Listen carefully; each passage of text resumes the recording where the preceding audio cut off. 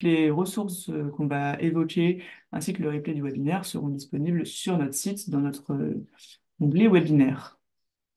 Le déroulé de ce webinaire, nous avons deux parties. Une première partie consacrée plutôt à la présentation de bonnes pratiques concernant l'accueil des bénévoles.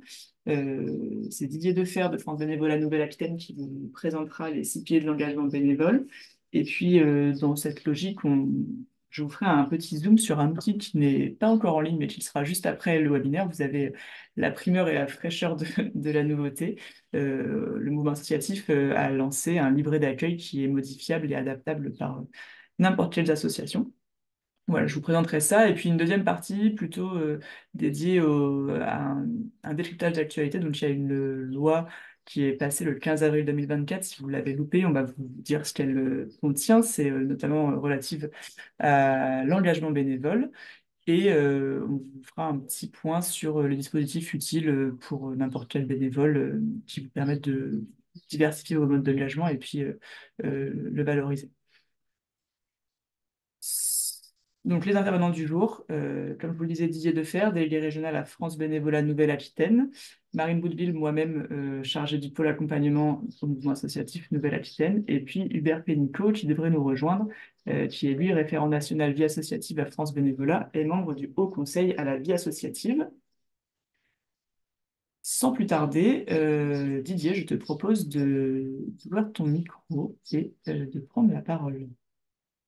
Oui, bonjour à toutes et tous. C'est avec un grand plaisir que je vais essayer de vous donner quelques éléments, quelques pistes concernant cet accueil et trouver ces nouveaux bénévoles. Donc, comme vient de le dire, je suis délégué régional euh, au sein de France Bénévolat, président. L'ancien président national de France Bénévolat, mais je suis aussi membre du bureau du mouvement associatif.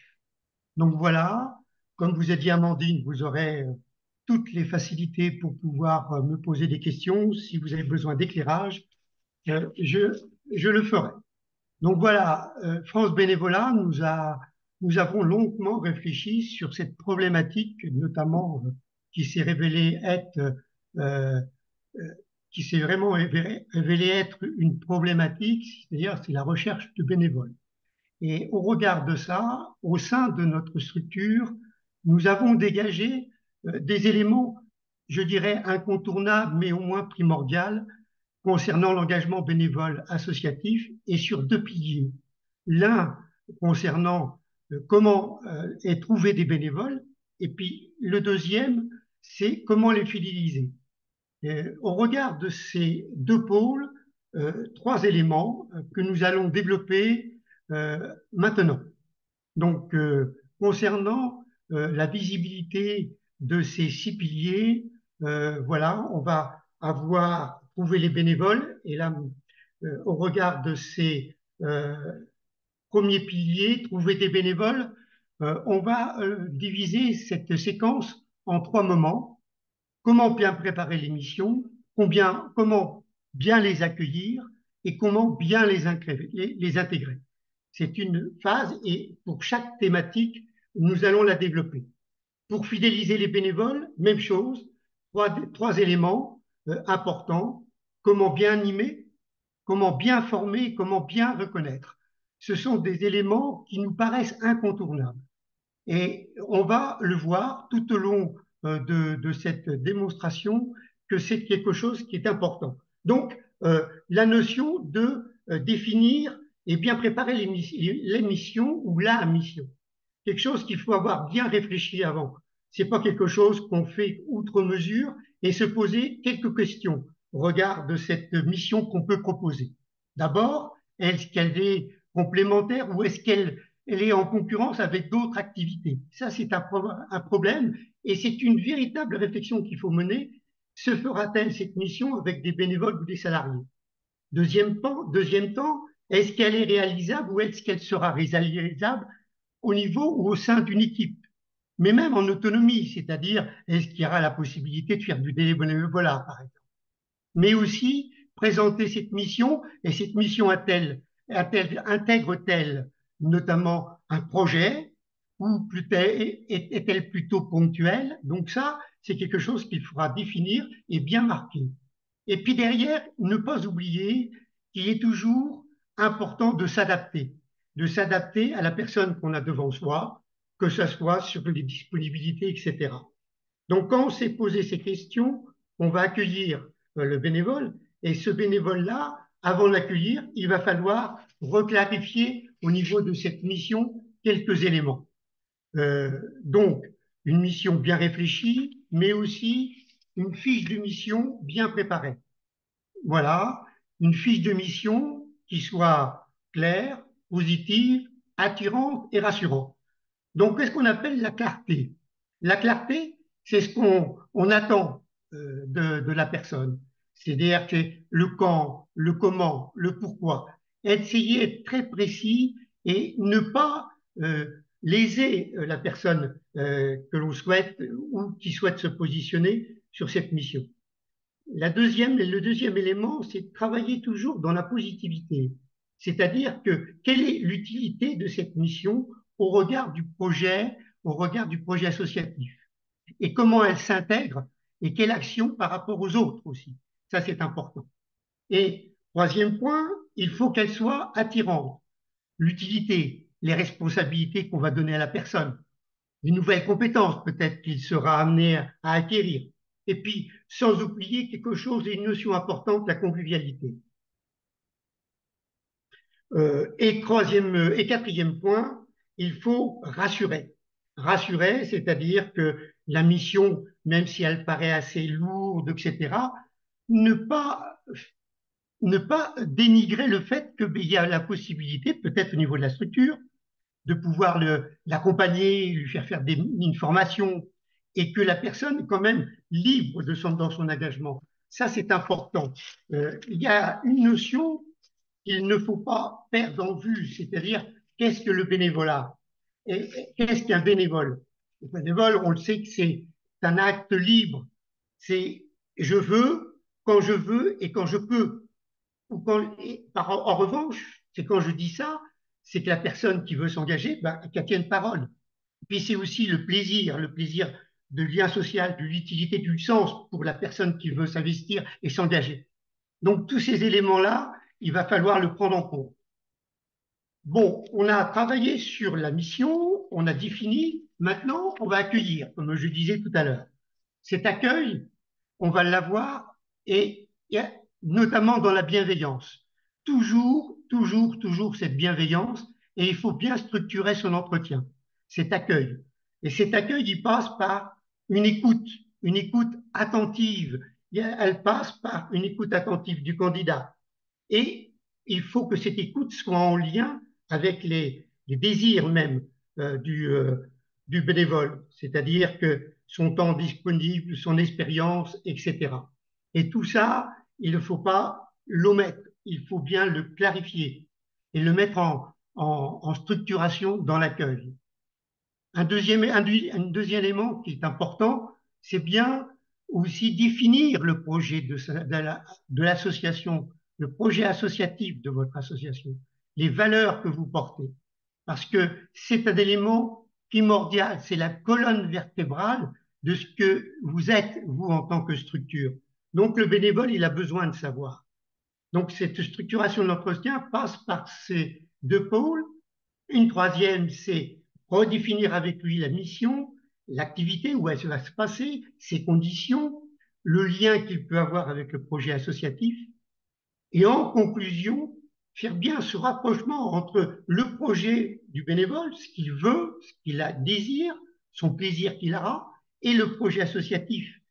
Il ne faut pas le dissuader. En revanche, il faut essayer de travailler avec lui sur des perspectives. Et il faut aussi laisser le temps des fois au bénévole, pas lui dire bah, tu viens, etc. Non, il faut lui laisser le temps de réfléchir, qu'il puisse après dire oui ou non, et regarde de ses propres contraintes. Et ça, ce temps de réflexion est, est important. Et ne pas hésiter à fixer un autre rendez-vous avec lui si vous voyez des incertitudes. Donc, dans cette toujours trouver des bénévoles, il faut, après avoir accueilli, il faut savoir intégrer ces personnes. Et cette intégration des personnes, passe par un certain nombre d'éléments, notamment sur 4 temps. Comme je disais tout à l'heure, lors du premier contact, il y a la présentation lorsqu'on l'intègre dans une équipe ou lorsqu'on lui présente l'association, la structure elle-même en physique. Ne pas oublier de présenter les personnes et les lieux, de s'attarder dans cette démarche parce que c'est très important et ça va permettre aux bénévoles de pouvoir prendre la température en fin de compte de ce qu'il attend, entre guillemets, et sans être péjoratif. Euh, le deuxième point, c'est découverte de l'association. Et l'association, on lui aura parlé dans l'accueil des valeurs, etc. Mais là, c'est lui apporter d'autres éléments. Euh, Tout à l'heure, on parlait de valeurs. Les valeurs, il va falloir les nommer, les citer, mais aussi travailler sur certains éléments d'accueil. Une charte, un livret d'accueil. Et le livret d'accueil, on va vous en parler après, mais c'est quelque chose de très important. Et puis, au regard de la mission, peut-être rencontrer les autres acteurs avec lesquels il sera habilité à pouvoir mener l'action. Sur un troisième point, c'est préparer la mission. Et cette mission est importante. Donc, la préparation de la mission se fait dans le sens c'est quels sont les moyens que je vais avoir, qu'est-ce que je vais pouvoir mettre en œuvre, etc. Et ça, c'est important de pouvoir le définir assez rapidement. Donc, au regard de ça, quand on a bien préparé la mission, quand on a défini les premières actions à mener, les moyens nécessaires, un dernier point, c'est son engagement son engagement dans la mission. Et l'engagement, ça passe principalement, surtout lorsque c'est un premier contact, que cette mission l'amène à être la première fois dans la structure, c'est travailler sur cet accompagnement. Et l'accompagnement peut se faire avec un bénévole, déjà sur le site qui connaît un peu les activités, mais ça peut être un tuteur tout simplement, par des formations ou par surtout des poids réguliers. Donc ça, c'est important. Voilà l'ensemble de ce pilier, trouver des bénévoles. Donc, je répète, bien euh, réfléchir sur la mission. Deuxièmement, bien accueillir. Et troisièmement, bien accueillir, bien intégrer. À notre avis, déjà ce pilier-là, ça permet de pouvoir dépoussiérer beaucoup de choses et ne pas laisser la personne qui intègre la structure toute seule. Et notamment avec d'autres outils. Donc, j'ai parlé du livret d'accueil. Donc, on va vous présenter un petit livret d'accueil qui est celui que a élaboré notamment le mouvement associatif et qui est important et intéressant parce que c'est une colonne vertébrale et qui peut s'adapter à toutes les structures. Donc, il vous présente une matrice et cette matrice, vous pouvez l'alimenter comme vous le voulez. On a parlé d'une charte, vous voyez, donc le livret d'accueil, la convention et de charte ou une convention d'engagement réciproque. Et on va développer qu'est-ce qu'on peut mettre dans un livret d'accueil. Donc là, on va passer assez rapidement parce que il y a notamment Marine qui va vous faire un peu le topo de cette colonne vertébrale et de cette matrice qui est adaptable. Moi, je voudrais m'attarder plus sur tout ce qui concerne la charte de l'engagement réciproque, qui est un document important parce que les deux parties s'engagent, à s'asseoir à la fois l'association, mais aussi le bénévole. Et ça, c'est quelque chose qu'il faut essayer de mettre en œuvre et de pouvoir parler, discuter, échanger et faire en sorte que le bénévole puisse être, comment dirais-je, en osmose avec la mission qu'on lui propose. Donc l'association, elle s'engage, notamment sur la mission correspondant aux motivations et telle qu'a pu l'exprimer le bénévole. Ça veut dire quoi en disant ça? Ça veut dire que la personne, nous, en tant que structure, on est capable de s'adapter. Et s'adapter, c'est important. C'est-à-dire que même si la mission, on avait prévu au départ de la faire de telle façon, d'avoir une organisation de telle sorte, eh bien là, on peut s'adapter et il faut s'adapter aux contraintes même de la personne si on voit qu'elle est motivée et qu'elle veut s'engager. Le deuxième élément, c'est lui dire, si tu as besoin de confort, d'être accompagné, mettre en place, alors on parle de formation, mais ça peut être des temps d'échange, ça peut être tout un tas de choses, mais quelque chose de plus formel qui permettra une meilleure compréhension. Et puis, derrière, il va peut-être être amené à acquérir, notamment dans cette mission, d'autres compétences. Et c'est appelé à lui faire et l'aider à faire reconnaître ses compétences. Assurer sa responsabilité qu'il pourra avoir dans cette mission. Et puis aussi, un point important qui peut être négligeable pour les uns ou les autres, mais dans un contexte économique assez éprouvant, c'est rembourser les frais engagés tels qu'ils seraient et lui dire de quelle manière ils seront remboursés. Pour le bénévole, c'est s'impliquer dans sa mission. On parlait tout à l'heure d'un élément important, c'est ma parole est ce qu'elle est, mais elle a sens. Et c'est de dire, je tiendrai parole. Respecter les valeurs, et les valeurs sont importantes aussi. Hein. Comme je disais tout à l'heure, c'est un bénévole qui veut s'inscrire, il s'inscrit parce qu'il est dans une logique où ça lui fait plaisir, il adhère complètement. Et donc, c'est respecter aussi ça en l'écrivant et en le mettant dans cette convention d'engagement réciproque.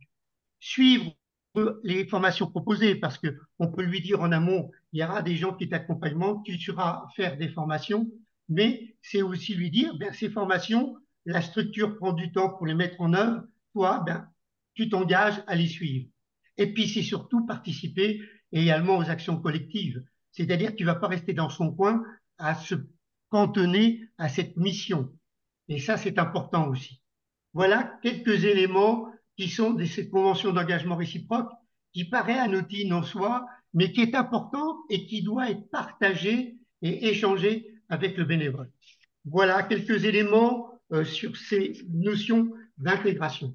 On va passer maintenant au deuxième pilier.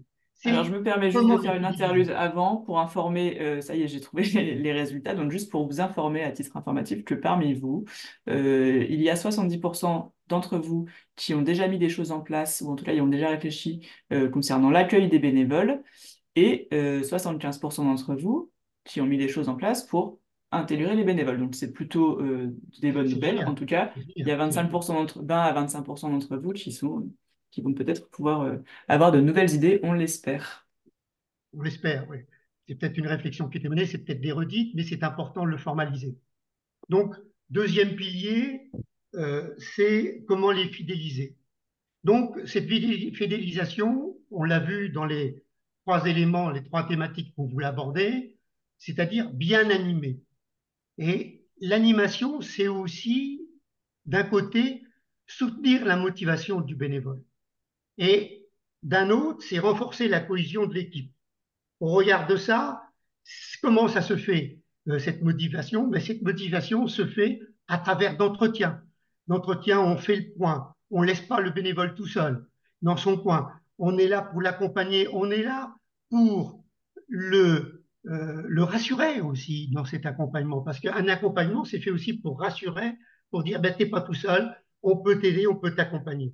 Et c'est aussi ne pas lui dire, comme on peut l'entendre parfois, eh bien, tu trouveras les éléments sur Internet. Il ne faut surtout pas dire ça parce que il y a aussi les identifier ceux qui sont à l'écart de ce niveau Internet et donc derrière, ben, il faut essayer de ne pas frustrer les gens sur le fait que Internet, ils n'ont pas accès ou totalement accès. Et puis dans la notion aussi de la cohésion d'équipe, c'est aussi faire des réunions fréquentes. Et pour que ces réunions fréquentes soient positives et apportent du sens à l'ensemble de cette cohésion, mais c'est qu'il faut qu'elle soit préparée.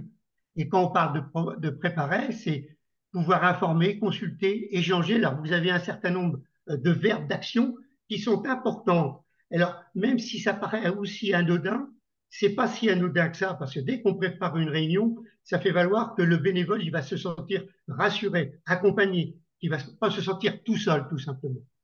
Et un autre point qui est aussi pas négligeable, et que je pense, tout le monde y pense, mais la tête dans le guidon, des fois, ben, on oublie de le faire, ben, c'est les moments de convivialité, les pots, les repas, les sorties, les voyages, qui font que cette cohésion qu'on parlait tout à l'heure, eh bien, se fait, se renforce, et derrière que chacun connaissent mieux l'autre, tout simplement.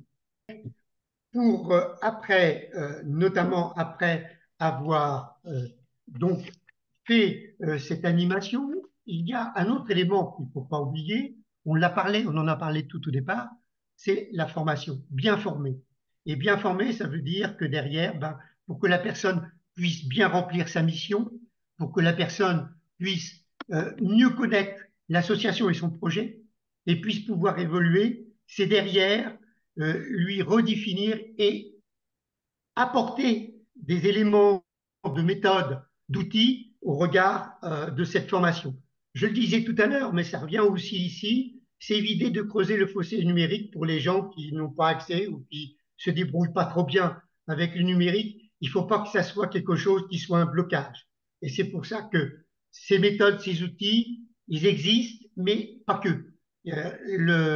Le contact physique fait partie aussi de cette formation, de cet accompagnement. Il y a un deuxième élément, c'est situer mon action, c'est où est-ce que je le fais, par rapport à quoi, et par rapport aux autres et aux projets associatifs. Et c'est aussi en faisant ça, c'est-à-dire que l'action que peut mener le bénévole et cette nouvelle action qu'on lui a confiée, c'est comment elle se situe dans un contexte global, au regard du projet associatif, au regard des autres acteurs de l'association, pour pas qu'ils se sentent seuls, mais qu'ils se sentent accompagnés. Il y a certainement des complémentarités qui sont à faire entre les différents projets, que ce soit des projets ponctuels ou des projets sur du long terme ou du moyen terme. Il faut que tout le monde puisse se rencontrer et que tout le monde puisse œuvrer dans le même sens, parce qu'on le sait pertinemment qu'elles sont en lien, notamment avec le projet associatif.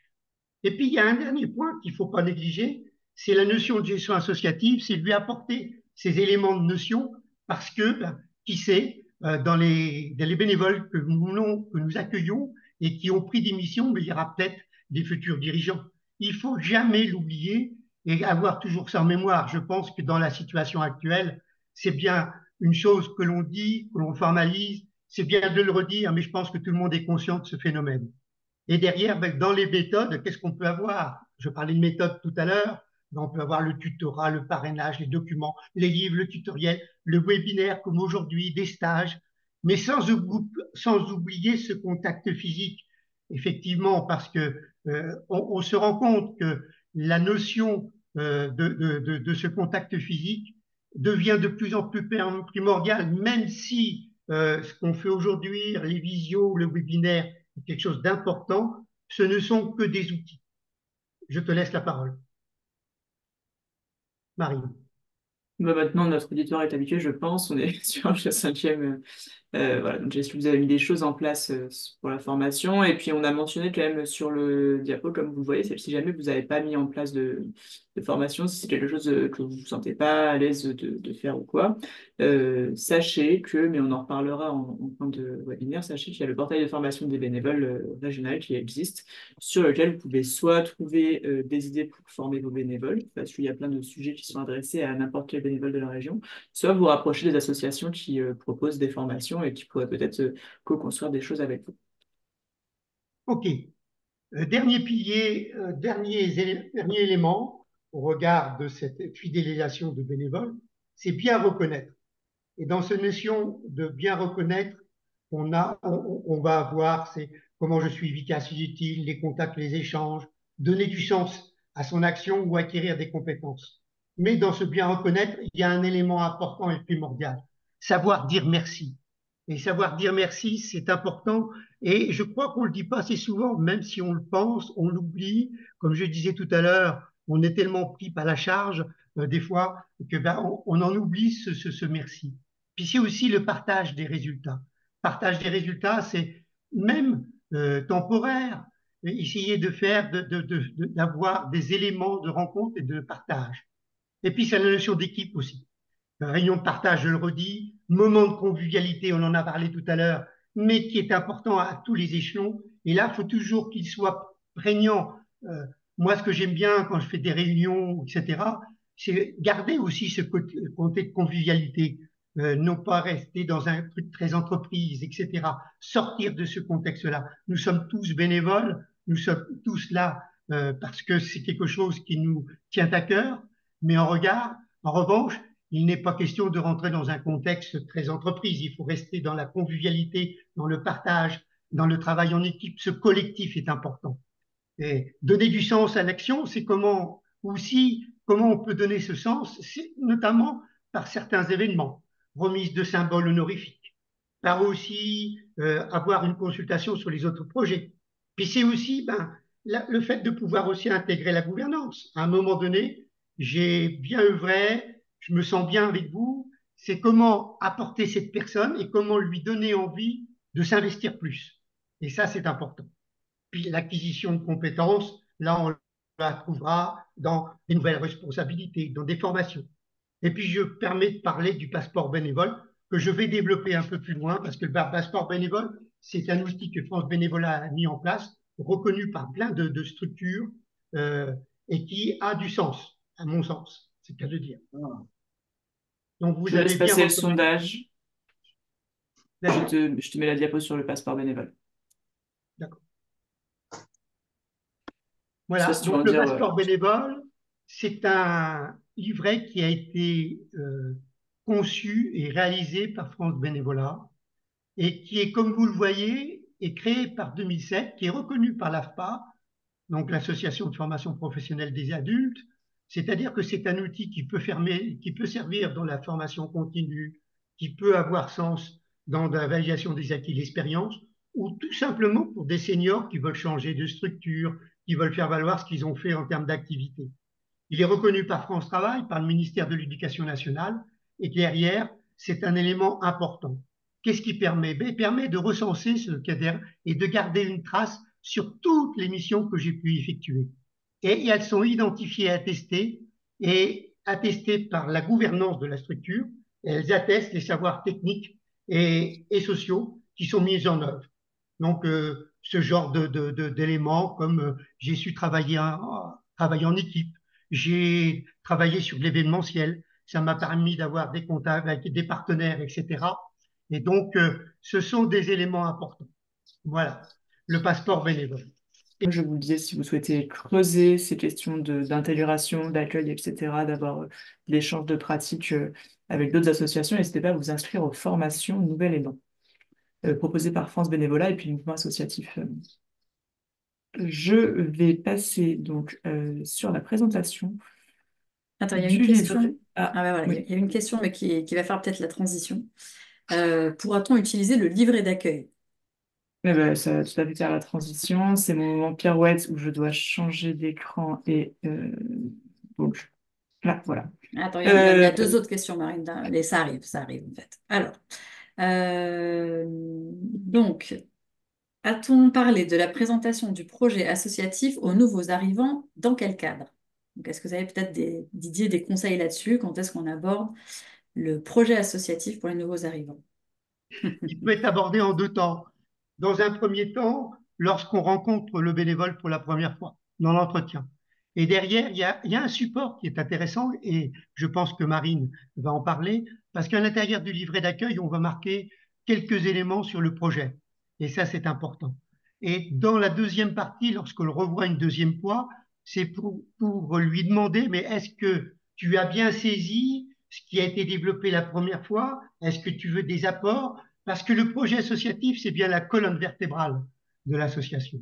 C'est ce qui nous fait sens.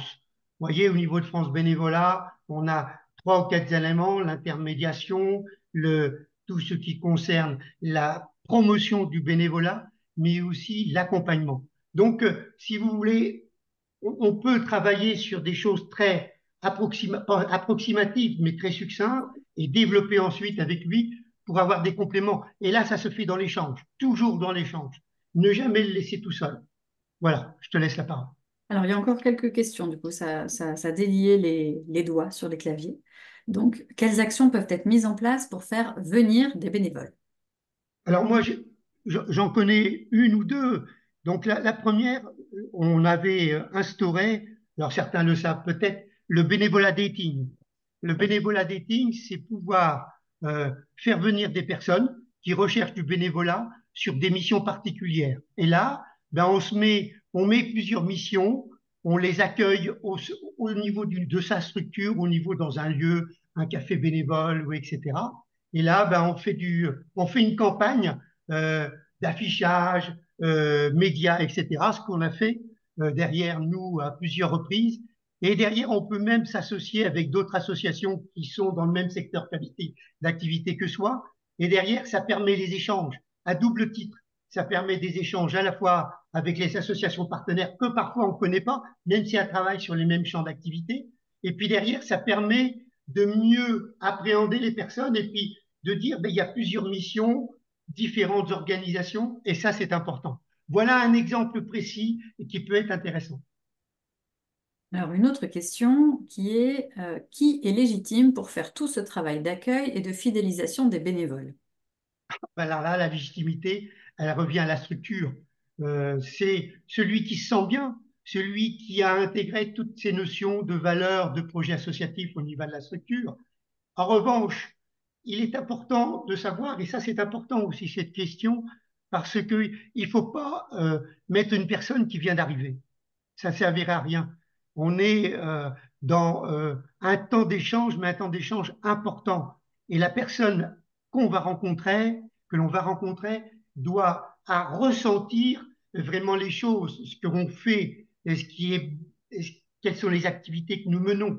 Et au regard de ça, s'il y a quelqu'un qui n'est pas vraiment au parfum, excusez-moi d'employer ce terme, du projet associatif, des activités menées ou même des projets qui sont en cours, ça va être compliqué. Et je le répète, hein, c'est pas anodin cette premier accueil et il faut vraiment le travailler.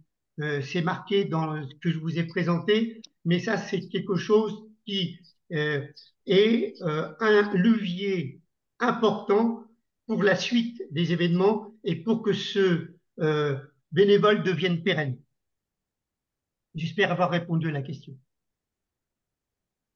Donc, n'hésitez pas. Là, après, il y a plutôt des commentaires, voilà, soit pour venir affirmer des propos qui ont pu être tenus, rappeler voilà, que le projet associatif doit être bien à jour avec les actions de l'association et bien se poser la question de savoir s'il est bien maîtrisé en fait par la personne qui le présente, bien connue. On a une nouvelle question. Comment faire quand une structure n'est pas au clair avec son projet?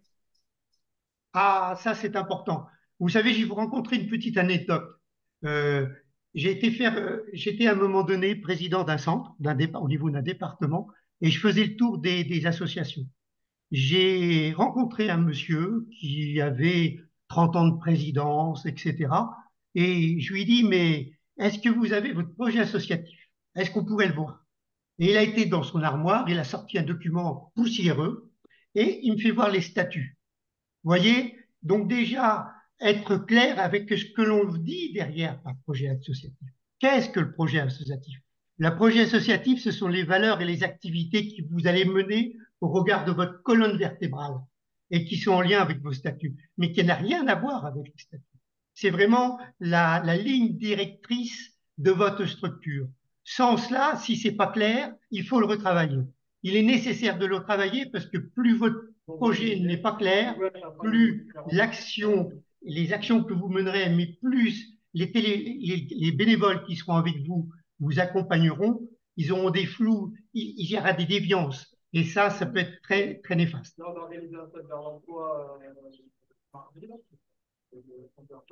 Eh bien, je pense que nous arrivons au bout des questions pour cette première partie. Merci à vous. Merci Didier. Donc pour poursuivre sur le livret d'accueil des bénévoles, comme promis, l'outil qu'on vous propose, vous le voyez normalement affiché à votre écran. Donc c'est un fichier PDF qui est modifiable à votre convenance puisqu'il y a des champs modifiables. Je ne sais pas si vous voyez ce que j'affiche sur ma caméra, mais en gros c'est un format livret A5 une fois qu'il sera imprimé.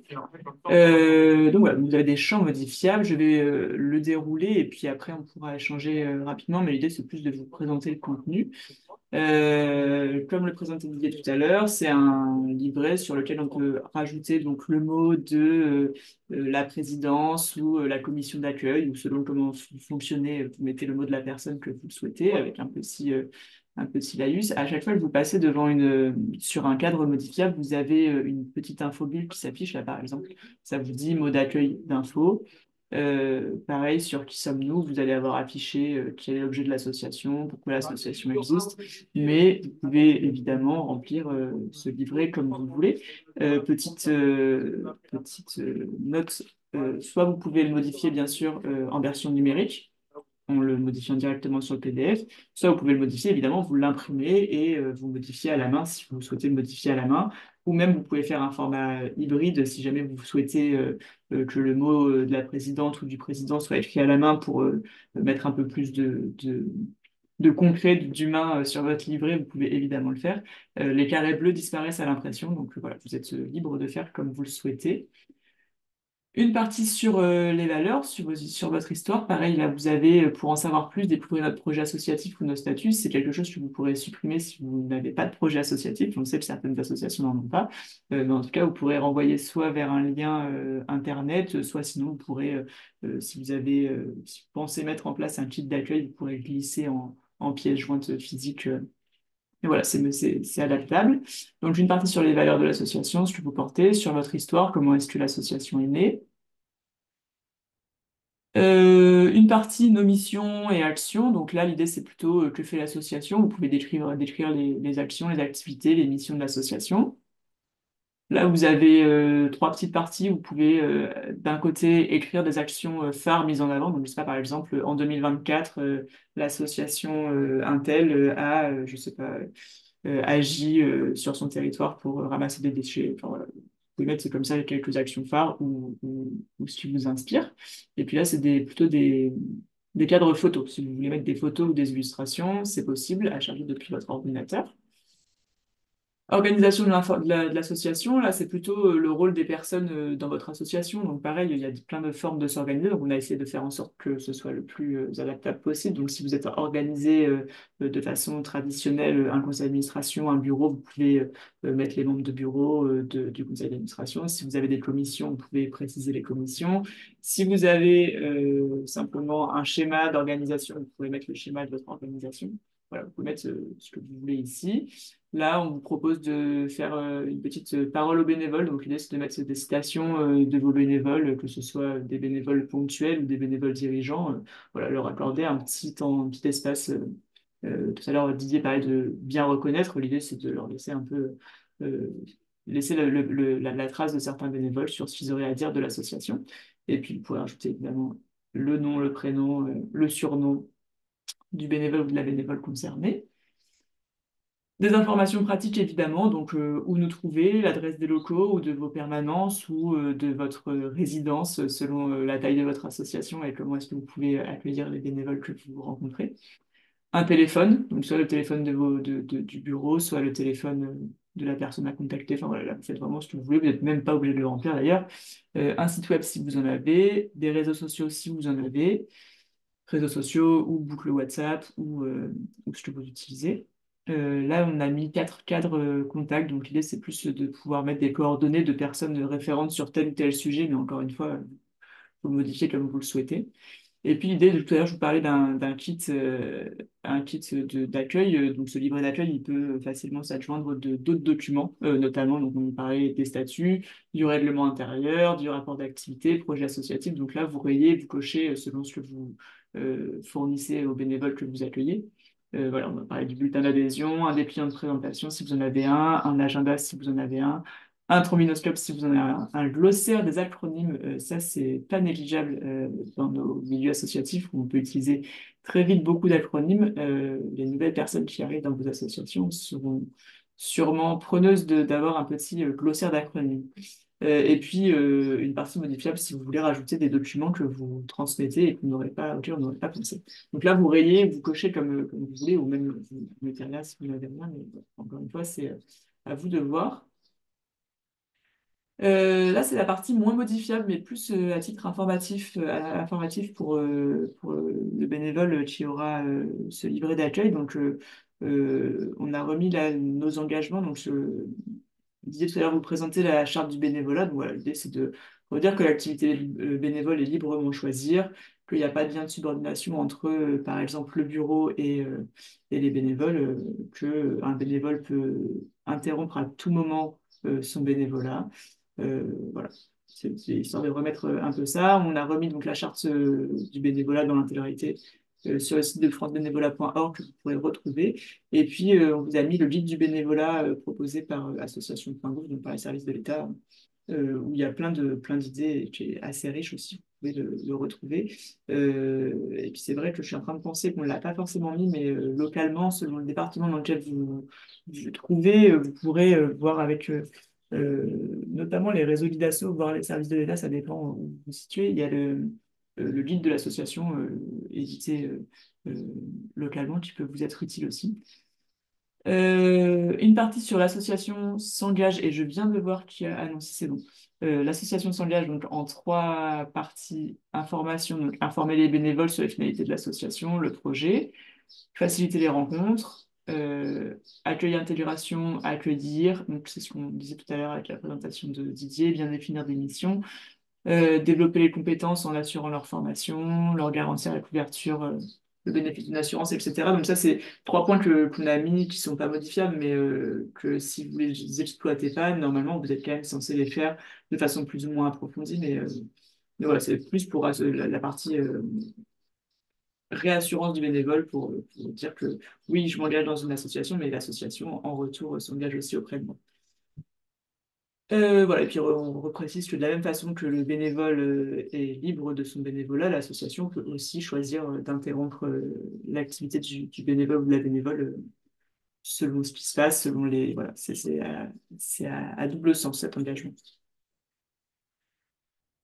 Là, c'est une partie qui serait plutôt modifiable par le bénévole, donc plutôt à écrire à la main, où la personne pourrait préciser, c'est plus après à utiliser ou pas, mais pourrait préciser quand est-ce et comment elle est arrivée dans l'association, les savoirs et savoir-faire qu'elle peut partager auprès de l'association. Donc ça, vous pouvez imaginer le remplir. J'ai parlé tout à l'heure de l'accueil, d'avoir un temps de je sais pas, entretien le mot, mais un temps d'échange en physique où on prend le temps d'élaborer l'émission avec le bénévole, ce serait l'occasion aussi, pourquoi pas, de remplir cette partie-là du livret en disant, bon, bah, tu veux t'engager, super, qu'est-ce que tu penses pouvoir apporter à l'association ou qu'est-ce que tu souhaiterais partager, parce que bon, parfois on ne sait pas forcément, surtout chez les jeunes bénévoles, on ne sait pas forcément ce qu'on peut apporter, mais en tout cas on a envie, donc voilà, l'idée c'est d'avoir aussi un support de discussion. Vous pouvez noter si c'est envisagé une personne référente qu'elle pourra retrouver ici avec les coordonnées. Si vous mettez du matériel à disposition, c'est matériel, mais c'est aussi, si vous avez des outils en ligne, des drives partagés ou ce genre de choses, vous pouvez le relister ici. Et puis, toute autre information que vous jugerez utile et importante à mettre à connaissance du bénévole ou de la bénévole. Dans la suite de cet échange en physique, vous pouvez lister ici les missions et les activités qui pourront être euh, faites par le bénévole que vous accueillez. Et puis, au fur et à mesure, cette personne pourra noter ses compétences, développer. Donc, voilà, c'est plus un petit support qui accueillera le bénévole donc, tout au long de sa mission, de son bénévolat dans votre association. Un point sur la formation des bénévoles. Donc, soit vous en avez déjà, vous en organisez, ou vous avez des dates ou des thématiques qui reviennent régulièrement et vous pouvez les noter. Soit vous n'en avez pas et on a renvoyé vers le portail de formation des bénévoles. Donc, je vous en parlais tout à l'heure au tout début sur la formation. C'est un outil pour celles et ceux qui ne connaîtraient pas, qui est un outil en ligne, formation-bénévole-nouvelle-aquitaine.org. Sur cette formation, vous avez une liste non exhaustive de formations gratuites proposées par des associations, des collectivités ou des services de l'État sur différentes thématiques. Il y a des formations qui sont à la fois soutenues par, je ne sais pas si ça vous parle, mais le FDVA 1 pour l'État et le Fonds de soutien à la formation des bénévoles pour le Conseil régional. Si vous souhaitez organiser des formations, d'ailleurs, si vous n'en avez pas, vous pouvez faire une demande auprès soit des services de l'État, soit de la région, selon la dimension de votre association, pour pouvoir avoir un soutien financier sur l'organisation de formations. Et puis après, du coup, ces formations-là sont mises en ligne. Des petites idées pour valoriser son bénévolat. Donc, on a remis, mais Hubert en parlera tout à l'heure, ce qui concerne le compte d'engagement citoyen, le compte personnel de formation, le congé d'engagement. C'est des choses qu'on va évoquer juste après, mais on les remet là. C'est toujours bien de s'en rappeler. La validation d'acquis de l'expérience aussi. On parlait de la validation d'acquis par expérience, et puis on a remis le passeport bénévole dont Didier parlait tout à l'heure, qui est proposé par France Bénévolat. Sur les points ressources, donc c'est valable pour le bénévole, mais plutôt pour des bénévoles dirigeants, mais pas que. Si vous ne connaissez pas, il y a le dispositif Guidasso. C'est un réseau national d'accompagnement et d'appui et de soutien aux associations. C'est un réseau national qui existe en Nouvelle-Aquitaine et qui existe sur tous les départements. Je vous ai remis là si vous souhaitez le marquer, donc vous pourrez le noter pour le bénévole, mais ce sont des lieux ressources avec des personnes référentes qui vous accueillent. Vous pouvez retrouver la carte des acteurs sur guidasso-nouvelle-aquitaine.fr qui n'est pas encore, c'est que le livret va bientôt paraître, qui n'est pas encore effectif, mais en tout cas, en attendant, ça renvoie vers le site du mouvement associatif où vous avez des informations sur euh, les acteurs les plus proches de chez vous qui peuvent vous accueillir, vous écouter, vous conseiller, voire vous accompagner.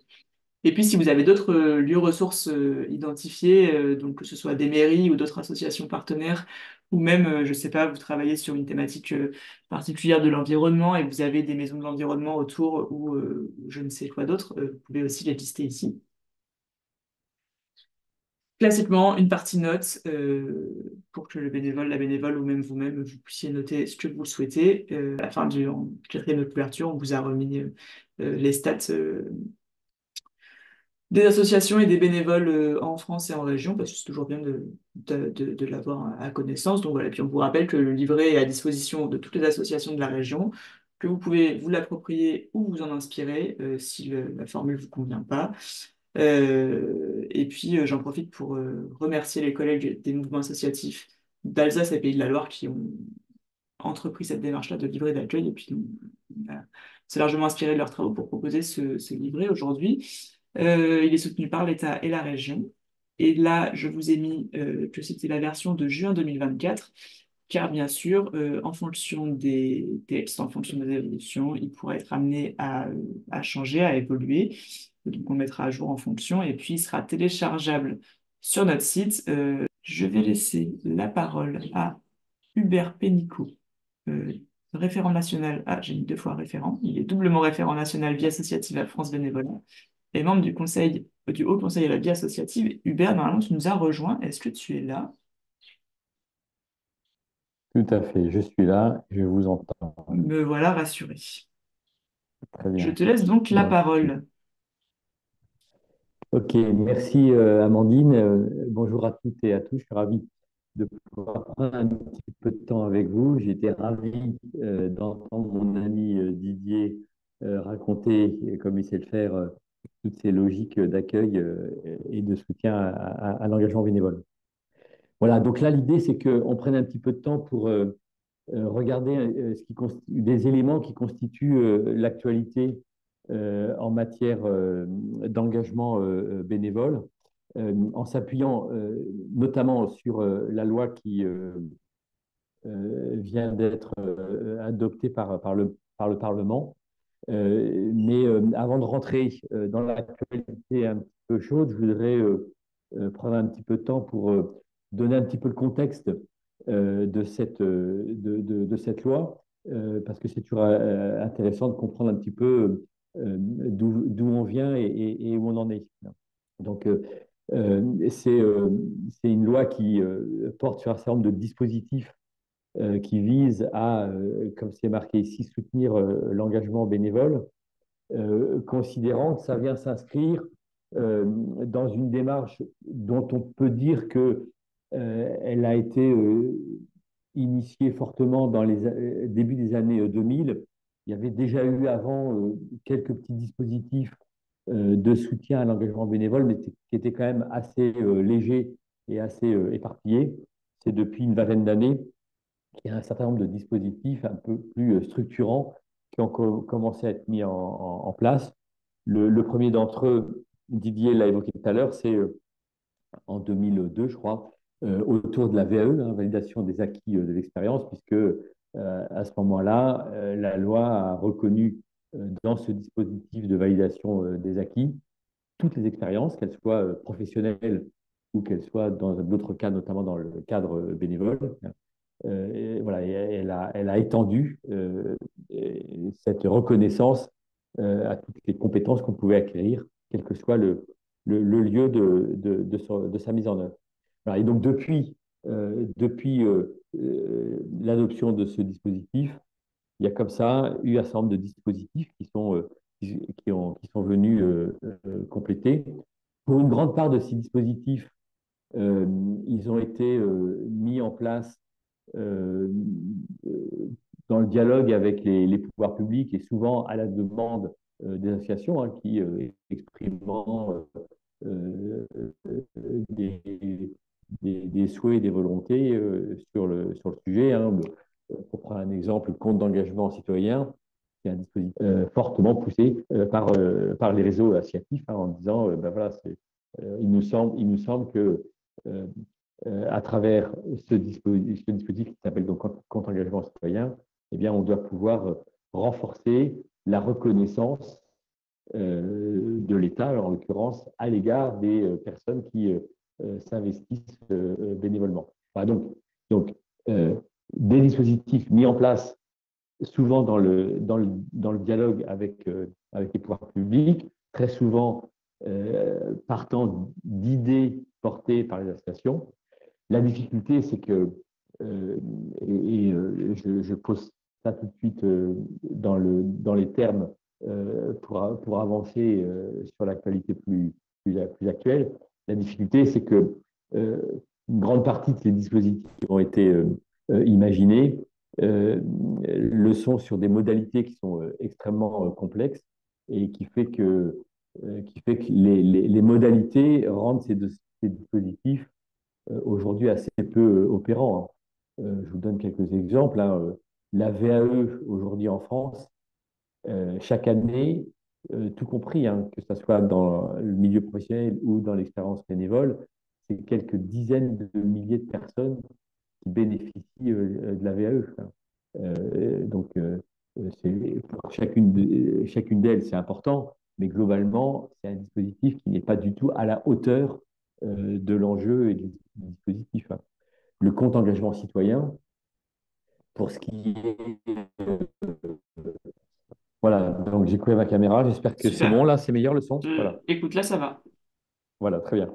Donc, j'étais en train d'évoquer la difficulté d'effectivité de ces dispositifs, qui est liée en grande partie à des modalités de mise en œuvre qui sont, somme toute, assez complexes. J'évoquais le fait qu'en VAE, c'est quelques dizaines de milliers de personnes qui, chaque année, quels que soient les lieux de leur expérience, bénéficient de la VAE.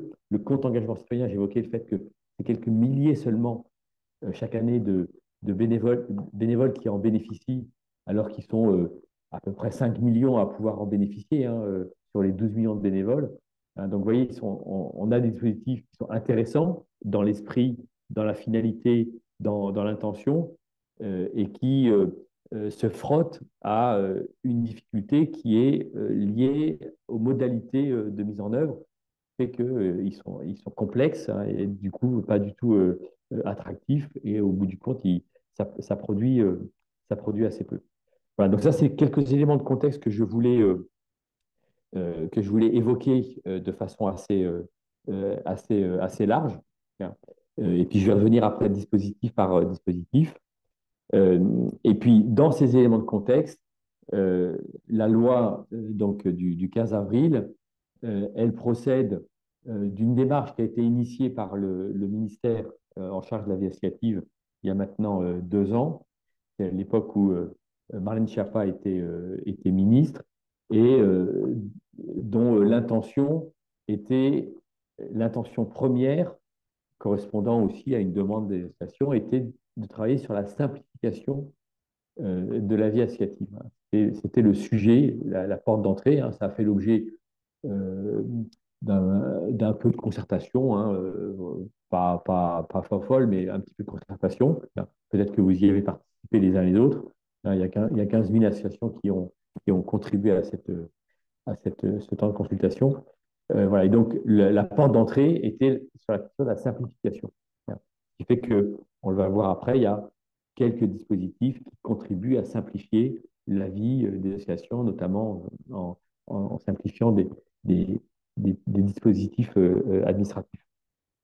Et puis, Et puis, il y a quelques mesures qui viennent soutenir l'engagement bénévole. Alors, je fais quand même un commentaire parce que on va vite voir que dans ces mesures, sur ce chapitre de soutien à l'engagement bénévole, en fait, la plupart des mesures, elles ne soutiennent pas l'engagement bénévole, elles soutiennent l'engagement dans l'association, par exemple à travers le mécénat de compétences, hein, qui n'est pas du bénévolat, le mécénat de compétences. Hein. Voilà, donc là, il y a aussi une petite incorrection qui entretient toujours le flou qu'il y a autour de ces questions-là. Nous, on est attentif à ce que on soit précis sur les termes pour faire en sorte que le plus grand nombre de personnes comprennent un petit peu ce qui est. Et force est de constater que du mécénat de compétences, euh, c'est pas du bénévolat. Hein. C'est un cadre salarié de mise à disposition. Voilà. Donc, du coup, on voit qu'il y a, ça entretient la confusion. Voilà, donc, le contexte, c'est un travail sur la simplification. Euh, les retours d'association ont beaucoup porté sur les questions autour de l'engagement. C'est pour ça qu'a été rajouté ce volet, hein, sur l'engagement, avec cette petite difficulté que j'évoque sur le terme. Ce qui fait qu'au bout du compte, les mesures qui soutiennent l'engagement bénévole, elles sont très peu nombreuses. Hein. Elles portent, là vous l'avez sur la diapo que vous avez à l'écran, elles portent principalement sur le CEC et sur le congé d'engagement associatif, principalement. Euh, et, euh, et puis elles sont pas massives. Hein. C'est pas des dispositions qui, qui lèvent les freins de façon très, très conséquente. Elles sont utiles, hein, et très bien, il faut tout prendre, mais c'est pas ça qui va faire décoller ces dispositifs. Voilà, donc si on reprend les points les uns après les autres, pour ce qui est du congé engagement citoyen, donc c'est ce dispositif qui permet à l'initiative des bénévoles qui sont dirigeants ou qui font de l'encadrement de bénévoles. C'est un dispositif qui permet pour tous ceux qui donnent au moins 200 heures de bénévolat par an, eh bien, de pouvoir euh, reconnaître ces 200 heures grâce à leur association et en reconnaissance, ça leur ouvre des droits, ce qu'on appelle des droits à la formation, droit à la formation qui permettent d'abonder leur compte personnel de formation, le CPF, de 240 euros pour chacune des années, chacune de leurs années d'engagement. Voilà. Donc, petit intéressant. Hein, et puis après, le CPF étant abondé, le bénévole peut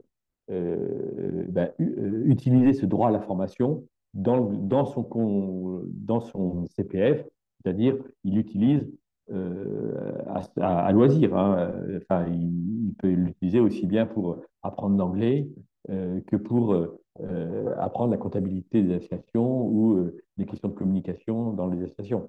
Il a totalement liberté de l'usage dans le cadre de ce CPF. Voilà. Donc, c'est un bon outil de reconnaissance, encore une fois, aujourd'hui très peu utilisé, euh, et puis euh, qui a cette particularité, c'est qu'en fait, il bénéficie à la personne, mais du coup, il bénéficie que très à la marge euh, à l'engagement associatif, hein, puisque les personnes peuvent faire ce qu'elles veulent de ce crédit formation dont elles bénéficient. Voilà. Donc, très bien, mais on voit bien que le bénéfice est, au bout du compte pas immense, considérant en plus qu'il y a peu de gens aujourd'hui qui en profitent. Voilà, pour ce qui est du CEC, la loi reconnaît maintenant une nouvelle forme de don. Hein. Alors là, pour l'instant, il n'y a que l'intention qui est posée dans la loi. Tu as coupé ton micro, Hubert. Euh, Ah, c'est bon. c'est bon, vous m'entendez? Oui, c'est bon, t'entends. C'est bon. Voilà. Et donc, une disposition voilà, qui permettra de transformer des jours de congé ou de repos non pris sous une forme monétaire. Voilà. Donc, c'est pas non plus inintéressant. Ça ne soutient en rien l'engagement bénévole, hein. C'est une façon d'abonder les ressources financières, mais ça ne soutient en rien l'engagement bénévole, comme je vous le disais tout à l'heure. Voilà. Une disposition qui concerne le mécénat de compétences, hein, et qui euh, élargit l'assiette d'utilisation du mécénat de compétences en termes d'entreprise et puis de durée. Mais encore une fois, ça ne profite pas à l'engagement bénévole, sauf à se dire que, comme on aime bien le dire à France Bénévolat, c'est que toutes les formes d'engagement mènent au bénévolat et qu'il y a, on le voit dans nos associations, un certain nombre de personnes qui arrivent au bénévolat après avoir eu une mission en mécénat de compétences. Donc voilà, c'est le bénéfice indirect de l'engagement bénévole, mais il est quand même très indirect. Voilà. Et puis, la dernière disposition, elle porte sur le congé engagement associatif, voilà, qui devient maintenant accessible aux associations qui ont au moins un an, alors qu'avant il fallait avoir 3 ans. Donc, ce n'est pas inintéressant pour ces associations-là. La limite, vous allez vite la comprendre, c'est que c'est un dispositif qui est assez peu utilisé, même pour des associations qui ont 5, 10, 15, 20, 30, 100 ans d'existence. Donc, c'est pas sûr que, comme c'est un peu lourd, les associations d'un an se jettent sur un dispositif comme celui-là. Ça aurait été vraiment intéressant si c'était un dispositif très utilisé, très facile, etc. Voilà. Donc, intéressant, mais on voit tout de suite la limite.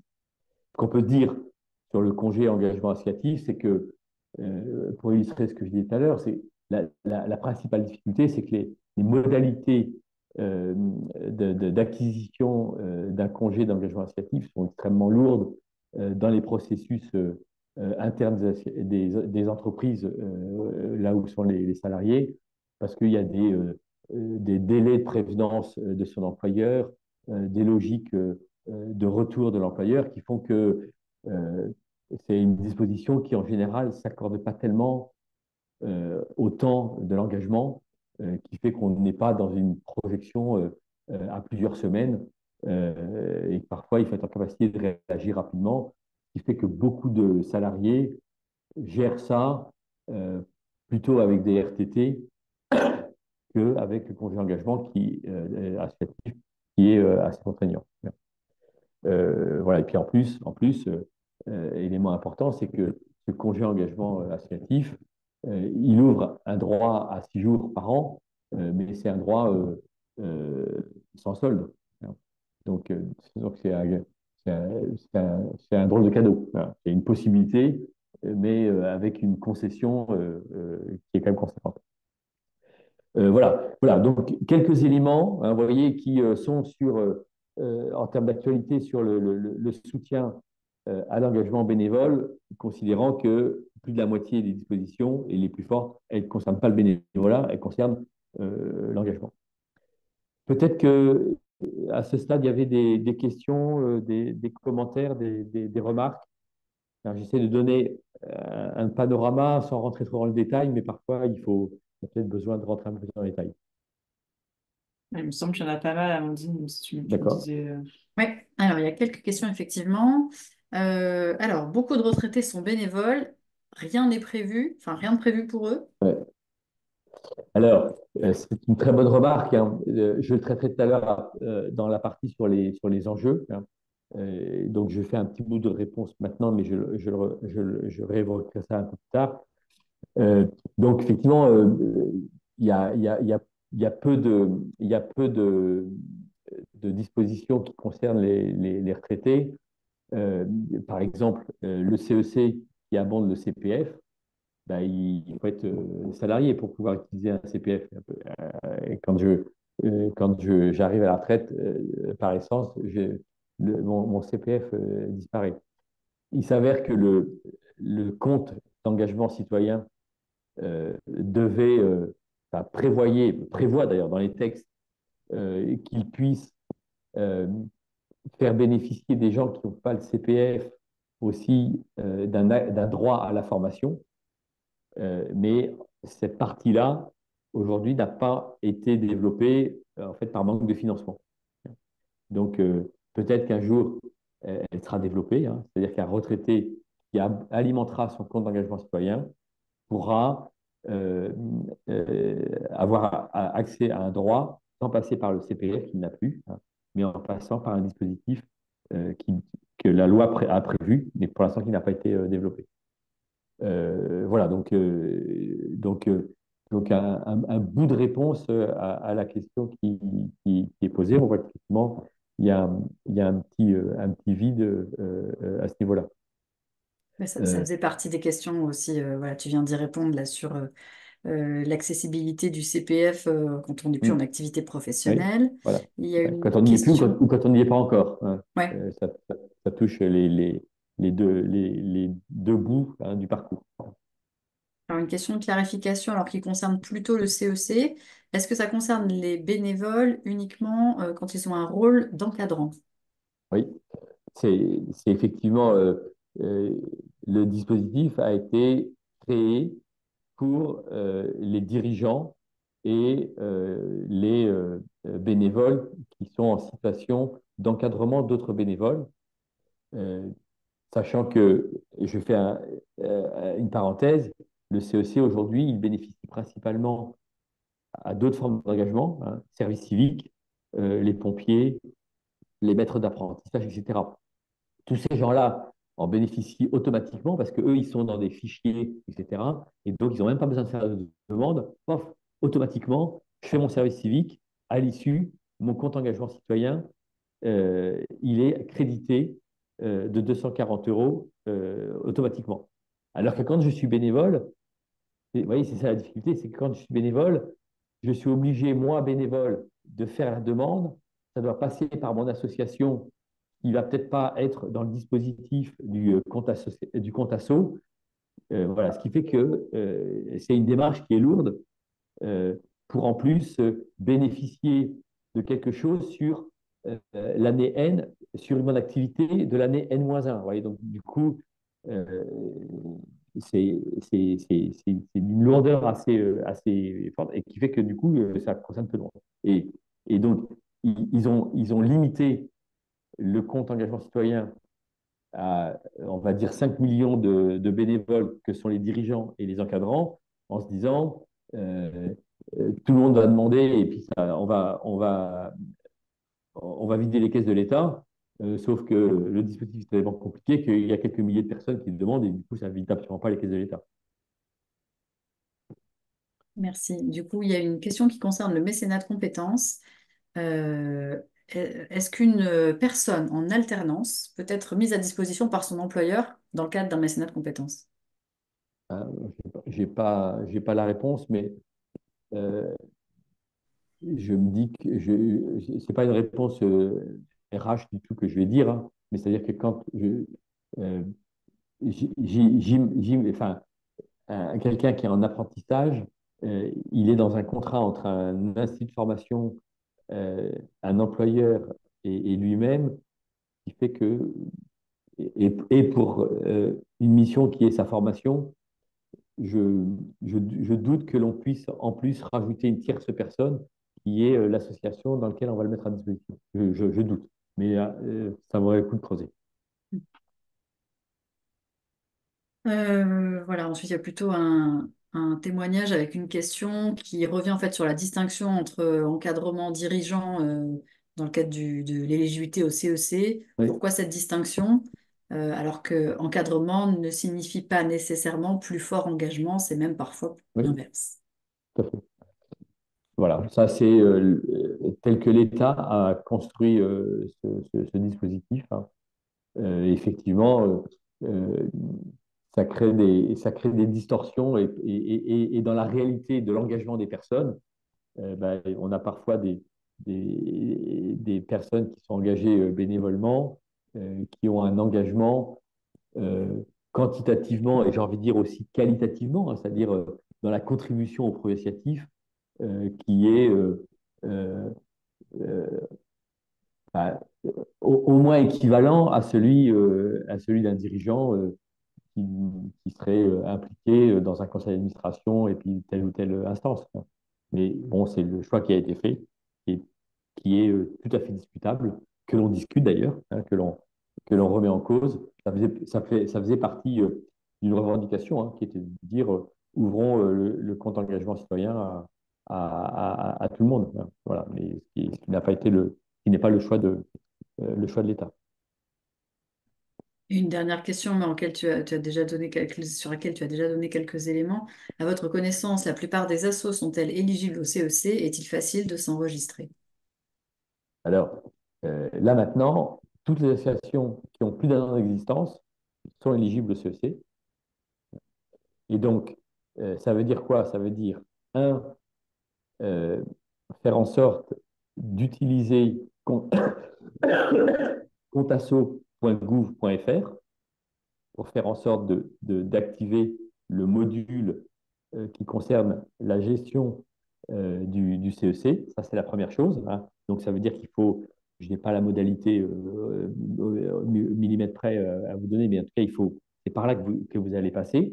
Donc, c'est la première chose. Il faut vous identifier, il faut que vous ayez un référent compte engagement citoyen, etc., sur l'appli compteasso.gouv.fr. Ça, c'est la première chose. La deuxième chose, il faut faire la promotion auprès des bénévoles concernés, hein, puisque l'État ne fait pas la promotion. Donc, il faut que vous en fassiez la promotion. Et puis, et donc, ça veut dire, et donc, faire la promotion aussi euh, de l'appli qui va permettre à ces personnes de faire la demande, et elles qui font la demande pour bénéficier de l'ouverture à ces droits d'information. Et puis, ces demandes étant faites, c'est à vous, après association, avec votre référent, d'aller valider euh, chacune des demandes qui est faite en ayant la capacité à pouvoir justifier, en cas de contrôle, le fait que telle personne a bien telle mission et a bien effectué au moins 200 heures de bénévolat. C'est du déclaratif. Et donc, vous validez le déclaratif, mais vous devez être en capacité de le justifier. Voilà. Vous voyez, donc c'est une procédure assez lourde, hein. Voilà, et qui fait qu'au au bout de ce compte-là, la personne, pour l'année, pour les heures d'engagement de l'année N-1, bénéficiera dans l'année N de 240 euros sur son compte engagement citoyen. Merci, on a fait le tour des questions. OK. Alors, du coup, je prolonge un tout petit peu sur les dispositifs, parce que tout à l'heure, il y a eu une question sur le CFGA qui a été posée, hein, quand c'était Didier qui était à la manœuvre. CFGA, certificat de formation à la gestion associative, c'est un dispositif qui a une quinzaine d'années. Et donc, on a eu quelques éléments d'information il n'y a pas très longtemps, mais j'ai pu comprendre qu'il n'y avait pas beaucoup de statistiques, de données sur le CFGA. Actuellement, en année pleine, hein, c'est une centaine de sessions, c'est quelques centaines de sessions qui sont organisées par an sur tout le territoire français, hein, euh, outre-mer compris.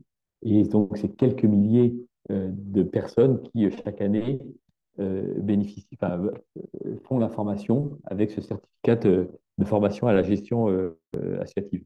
Enfin, donc, on a encore un dispositif qui est intéressant, qui est aussi assez contraignant, assez lourd, hein, tant pour les organismes de formation qui doivent être agréés, etc., que pour les personnes, parce qu'il y a un dispositif assez lourd. Et puis, il y a cet inconvénient, c'est qu'en fait, c'est un certificat qui est raccroché à rien.